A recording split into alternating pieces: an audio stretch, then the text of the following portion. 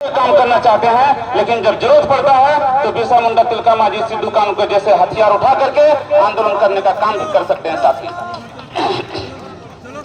हमारे महापुरुषों ने, आप याद करिए कि हमारे महापुरुषों ने जब अंग्रेजों के साथ में लड़ाई आरंभ की होगी, लड़ते लड़ते अपने प्राणों को त्याग दिया होगा, उन्होंने क्या सपना देखा होगा? उन्होंने यही सपना देखा होगा कि इस गुलाम देश को आजाद करके इस देश को आजाद कराएंगे ताकि हमारा आने वाला जनरेशन सुख शांति अमन चैन से रहेगा। लेकिन आज क्या हो रहा है? आज देश भले ही आजाद हो चुका है, लेकिन हम लोग सामाजिक गुलामी की जंजीरों में आज भी बंधे हुए हैं। इस गुलामी की जंजीरों को तोड़ करके हम यूथ को आगे बढ़ना होगा, उन तमाम असंगठनवादी तत्वों के साथ में लड़ाई लड़ना होगा, तभी हम लोग आजाद हो जाएंगे। आजादी की दूसरी आजादी का बिगुल हम लोगों को फूंकना पड़ेगा। साथी, विशेष बातों को हमारे बीच में उपस्थित हैं हमारे सीनियर अभिभावक, सभी का मूल्यवान वक्तव्य हम लोग सुनेंगे और अपने जीवन में अमल करेंगे कि समाज कितना मायने रखता है, समाज में जुड़ करके रखना कितना मायने रखता है। अगर हम लोग एक साथ में रहेंगे तो बड़े से बड़े आंदोलन कर सकते हैं, बड़े से बड़े, हम किसी भी सत्ता में कोई भी सरकार हो उनको हम लोग नीचे गिरा सकते हैं। अगर हम लोग एकजुट नहीं रहेंगे तो हम लोगों को कुछ भी हासिल नहीं होगा और हर वो सुविधा से हम लोग वंचित रह जाएंगे। इतना ही अपने बातों को बोल करके मैं अपनी बातों को विराम देता हूँ। धन्यवाद आप सभी का। आप सभी ने आज के सभा में शामिल होकर के आज के सभा का शोभा बढ़ाया, इसके लिए मैं तहे दिल से शुक्रिया अदा करता हूँ। आप सभी का धन्यवाद करता हूँ। धन्यवाद, बहुत बहुत धन्यवाद अशोक दा का इतना मूल्यवान वक्तव्य रखने के लिए। এখন আমাদের মাঝে উপস্থিত আছেন অখিল ভারতীয় আদিবাসী বিকাশ পরিষদের সদস্য এবং আদিবাসী কুড়ুক একতা পরিষদের প্রেসিডেন্ট মাননীয় মহাশয় চান্দু ওরাং। চান্দু ওরাংকে দুই চার কথা বলার জন্য অনুরোধ করছি।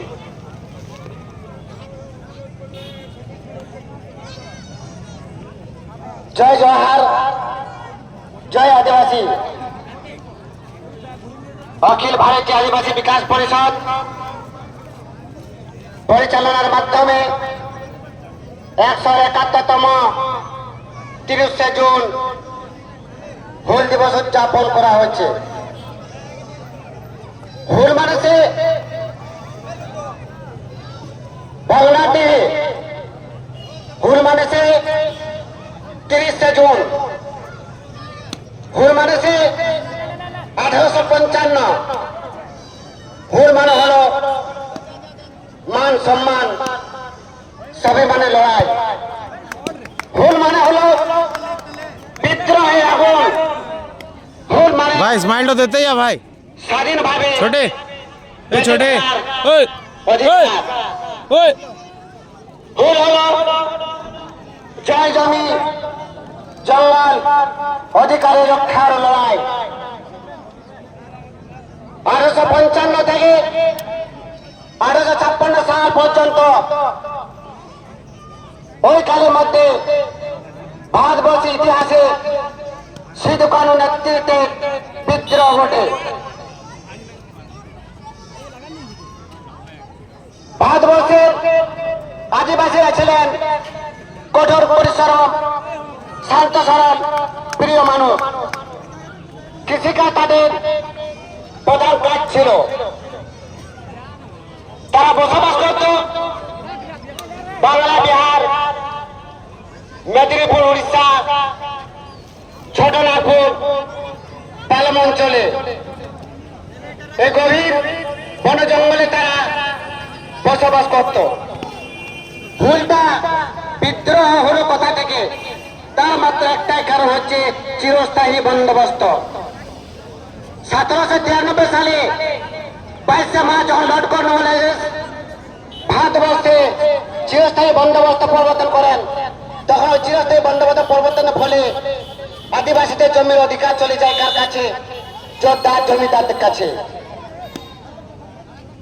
এই হক অধিকারের জন্য সিধু কানু, চাঁদ ভৈরব এবং ফুলে এবং ঝানো এই 6 ভাই মিলে তিনি ইংরেজ ব্রিটিশ বিরুদ্ধে তিনি আন্দোলন করেছিলেন।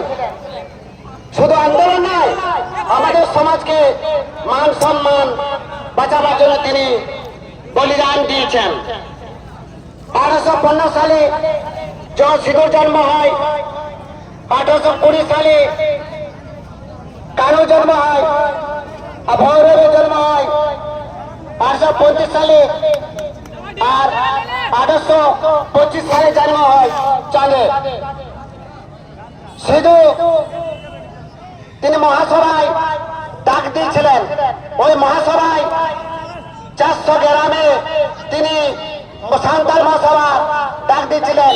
50,000 আদিবাসী ওই মহাসভায় একত্রিত হন। সিধু বলেন আমাদের সমাজকে কিভাবে অন্যায়, অত্যাচার, শোষণ, উৎপীড়ন, প্রতারণা করে ইংরেজ ব্রিটিশ সরকার। এই ইংরেজ ব্রিটিশ সরকারের মধ্যে আমাদেরকে লড়তে হবে, নিজের হক অধিকারের জন্য লড়াই লড়তে হবে। এই ইংরেজ বিরুদ্ধে আওয়াজ তুলতে হবে। 7 জুলাই 1855 সালে যোদ্ধা জমিদার ইংরেজদের সব কাজ করতে বন্ধ করে দেয়। সিধু বলেন ইংরেজ ব্রিটিশ সরকারের কেউ আমরা কাজ করবো না, ইংরেজ ব্রিটিশ সরকারের আমরা কেউ আদেশ মানবো না। সাঁওতাল বিদ্রোহ আগুন চলতে থাকে। ইংরেজ ব্রিটিশ সরকার রেল বাহিনী 3 জন মহিলা আদিবাসীকে ধর্ষণ করে এবং বন্দী করে নেয়। তখন আদিবাসী ক্রান্তিকারী বিদ্রোহের আগুন জ্বলে ওঠে। এই সিধু কানু চাঁদ ভৈরব ইংরেজ ব্রিটিশের বিরুদ্ধে যে লড়াই করেছেন, আদিবাসীদের কাছে কিন্তু আধুনিক অস্ত্র ছিল না।